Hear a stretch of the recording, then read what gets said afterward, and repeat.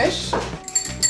J'ai trouvé sur eBay et j'ai eu coup de cœur. Elle est allemande à la base, des années 70. J'ai électrifié, je suis allée voir des mecs à Paris qui sont spécialisés dans l'électrification des vélos. Ils s'appellent What's Ride, c'est 3 mecs passionnés. Grâce à eux, je pêche complètement électrique et me permet de livrer dans tout Paris. Et fais voir la plaque, comment t'as choisi? Je l'ai choisie grâce à mes followers à qui j'ai demandé de m'aider sur le design, la fonte. C'est un peu la magie d'Instagram, c'est qu'on peut aussi demander à son audience et à ses clients ce qu'ils préfèrent. C'est surtout de l'art de la table, de la décoration. Là, on a tout le stock. Il y a un peu de tout. Il y a du cute, du farfelu, du grand-mère, du classique. Il y a par exemple cette nouvelle petite théière qui est assez marrante. Après, il y a des trucs un peu plus classiques, des verres un peu colorés des années 50. Ça, c'est tout ce qui est pink. Ça, j'ai trouvé sur Le Bon Coin. Elle appartenait à une grand-mère. Un petit chameau. Ça sert à quoi en fait? Bah, je sais pas, en fait c'est hyper intriguant parce qu'il y a un trou là, et il y a un trou là, et un trou là.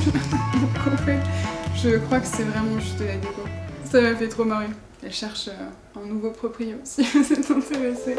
J'avais fait ça pour mes premiers clients, en fait c'est une vieille cassette. J'avais customisé le fascicule, j'avais collé un petit QR code pour accéder à des playlists que je curate moi-même. Je suis meilleure listener que talker. Et pourquoi tu dis listener et talker? Ah, j'ai un background. Je me fais vachement charrier par rapport à ça. J'ai passé 6 ans aux États-Unis et je suis rentrée en France il y a 1 an et demi. Et c'est vrai que le franglais fait complètement partie de moi. J'arrive pas à m'en débarrasser.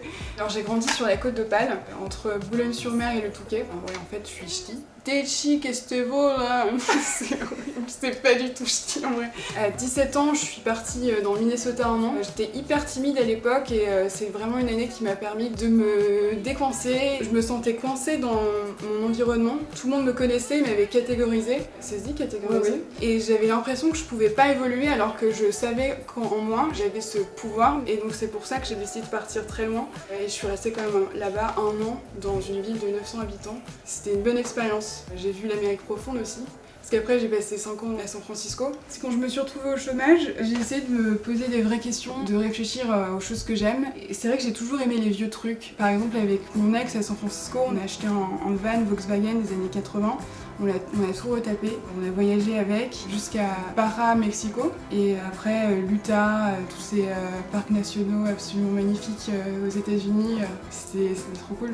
Et d'ailleurs, il a continué la van life, lui, c'est Funwagen si vous voulez checker sur Instagram. En fait, avec un objet, tu peux ajouter une petite touche d'âme là, une autre petite touche d'âme là.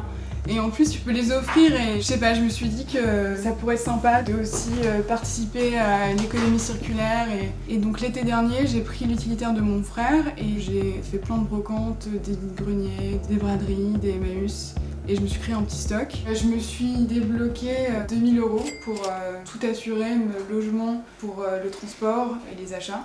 En achat pour mon premier stock, je crois que j'ai dépensé 700 €. J'ai eu beaucoup du mal à me lancer. Et en fait en 2020 c'était un peu l'année de merde et je sais pas, je me suis mis un slogan en tête où en 2020 on a peur de rien.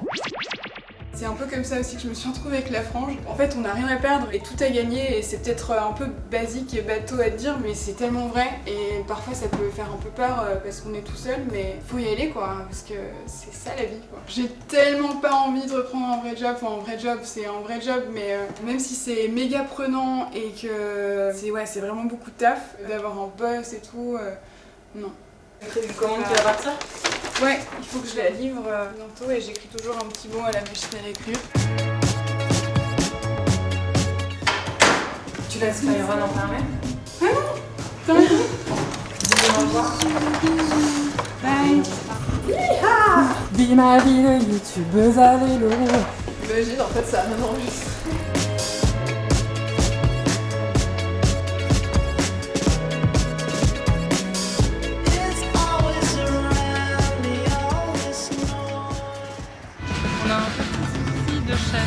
Elle nous a fait le coup de la panne. Qu'est-ce qu'on fait alors? C'est un peu la galère, mais on trouve toujours des solutions, n'est-ce pas? Coucou!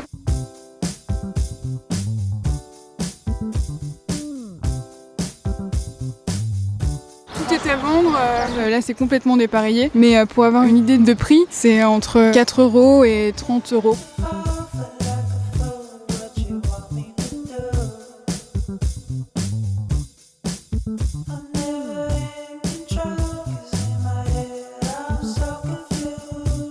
un hashtag qui est hashtag Dare to be vous. C'est assez important pour moi parce que déjà c'est en franglais et ça m'est hyper représentatif. C'est un peu le challenge d'arriver à être soi-même sans être soumis à toutes ces dictatures du goût où ça c'est stylé, ça c'est pas stylé. C'est un peu un mouvement wannabe pour juste se faire confiance et s'écouter en fait. Un des trucs que San Francisco m'a appris et là-bas c'est vraiment que tu peux être whoever you want et nobody gives a fuck.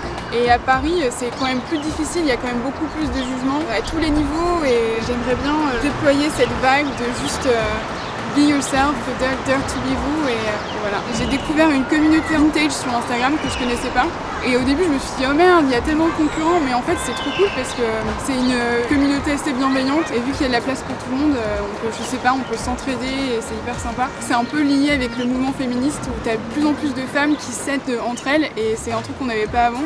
Et ça c'est vraiment génial quoi, de se pousser vers le haut toutes ensemble et non ça c'est trop cool, c'est génial. Ce qui me rend heureuse dans la vie, me balader avec Pêche quand elle fonctionne, les pique-niques, c'est vraiment les choses simples. Je pense que la base c'est un peu de la bonne compagnie, de la bonne bouffe et les bonus c'est du bon son, les choses simples en fait.